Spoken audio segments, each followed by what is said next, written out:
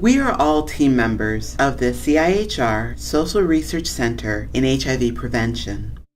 As researchers, we want to offer context to our group of colleagues within the SRC and more broadly to other HIV researchers and community advocates with an interest in decolonizing Indigenous and African diaspora research methodologies. We also wanted to learn from each other and collectively advocate for diverse research methodologies in HIV and AIDS research in Canada. Initial scoping of the literature yielded 21,467 references. We chose to restrict literature to 1999 onwards after our search. Our team employed a standardized screening tool to review abstracts for inclusion in our review. This resulted in 3,175 abstracts being included. To review our yield of included literature, we purposely pulled 350 full articles as a sample of the includes. We reviewed these for inclusion, which resulted in 82 relevant articles. A planned meeting to review our progress evolved into a full-day discussion about our review process and our reflections of the literature. What are we doing? Why are we involved in this project? What does this project mean to us as individuals and as researchers? How do we feel about being involved on this project? We felt this was an important discussion to record, capture visually and orally what words may not.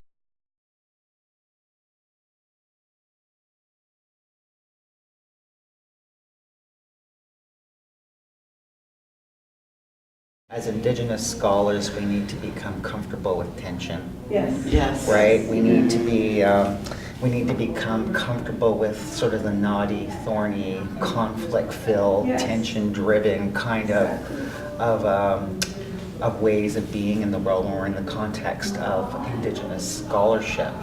And she asked us the question, I think, or maybe I asked the question myself, I can't remember. But anyways, is the resolution of those conflicts always an appropriate goal, right? Or do we need to become, and I think she said this, we need to become comfortable with incommensurable, knotty, thorny conflict, tension in our work. And just, because when you try to resolve them, you do that data reduction thing. Yes. And people get moved off the plate. Yes. Like we have been moved off the plate by Western research. You know what I mean? Yeah. That's a good point. Yeah, I was thinking the same thing. Is the ultimate goal, to distinguish yourself? Because I'm sitting here thinking, I'm like, in many respects, I'm Western. You know what I mean? Like, I can't always clearly make that distinction of us and them. Like, I'm Western in many respects. And for the fact that, just amongst us, many of us are currently doing PhDs in Western institutions. And in many ways, you do have to kind of acknowledge that we have, I don't want to say succumb to the beast, but we're playing that game, right? We're playing by the rules to some extent. We're trying to change them, to work for us in many ways. But yeah, I agree. Is it part of the, maybe just understanding that we do just have to navigate those tensions and understand that tensions are inherent to just doing the type of work that we do and to work through it, because you're never going to conquer those tensions or, have them removed from this type of work. Yeah, so it comes back to identity. Like, our identity isn't as distinct as we'd like it to be oftentimes. But I think it actually takes me back to what this project has actually done for me. It's to actually start questioning who am I and what have I become and where do I fit in within all this. And I think for ACB populations, it's actually a really important question to actually start thinking about who are we? Because we are not who we were, when we were living wherever we came from. But are we really Western either? So it's almost like we are caught in this between, and nobody seems to understand, even ourselves, who we have actually become. And if you look at what is actually written about ACB populations, I don't think anybody ever captures the way we have actually reconceptualized our identities and our ways of thinking within a very different context from where we came from.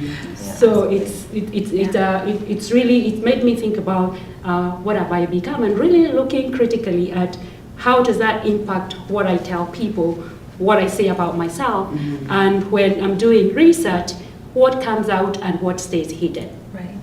So it's really, I think that's a really great, Yes. great point. I have to say that like I work currently, my dissertation is based in an Indigenous, so it's an Aboriginal research project.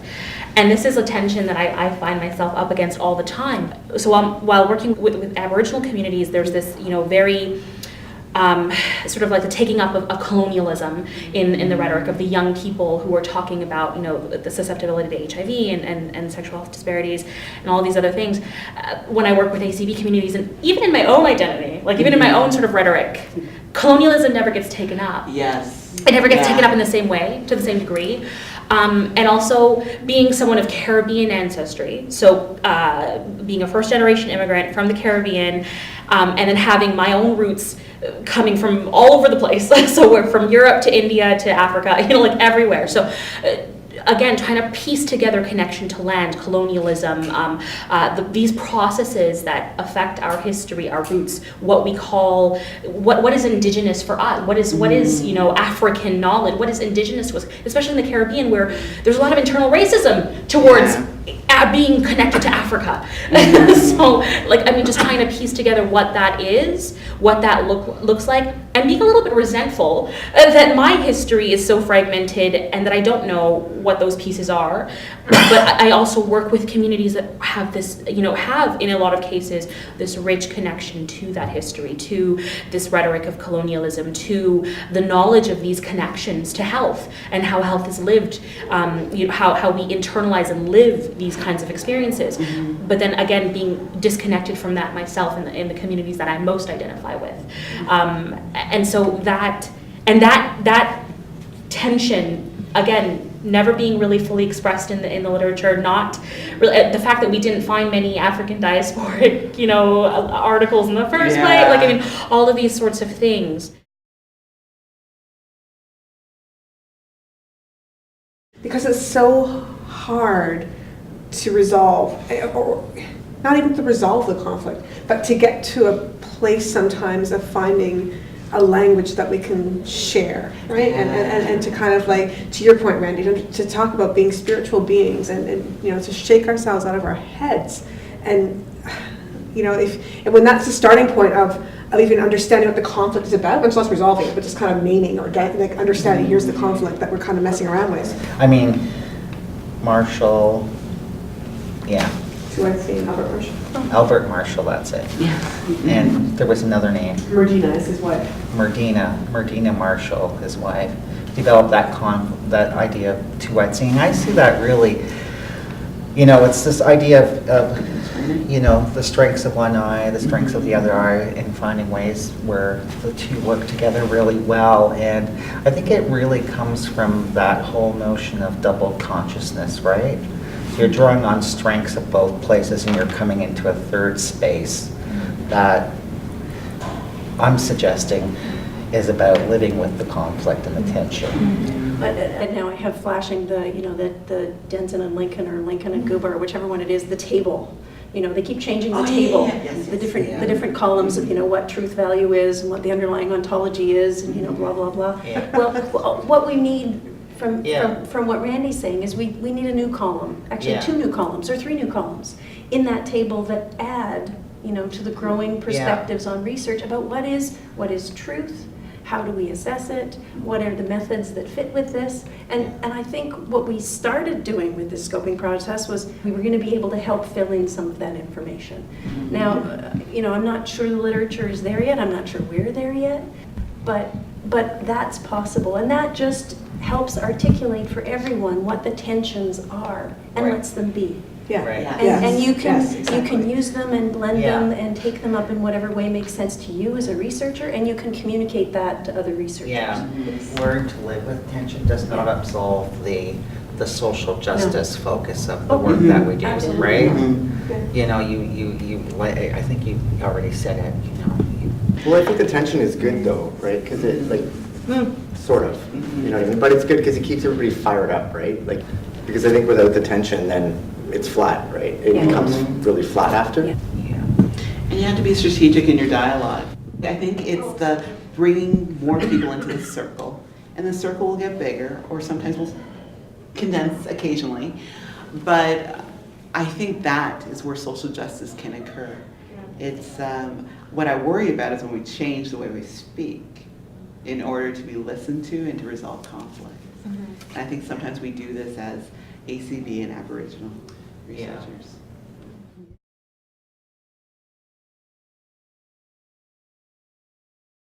I only just started researching within my community, whatever that means. You know what I mean? Before, I was like the only non-gay male.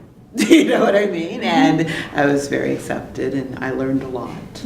You know, but I've always danced with those tensions of identity, of community, what that means, of alliances, and what that means. Am I imposing my alliance, or have I been asked to be an ally?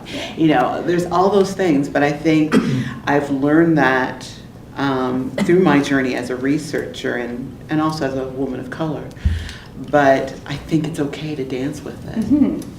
It's when you put yourself as, you know, I'm an oppressed, I'm an oppressed black woman, and then just think of that and not think about my privilege as being Canadian, or think of sometimes it's not a privilege to be Canadian.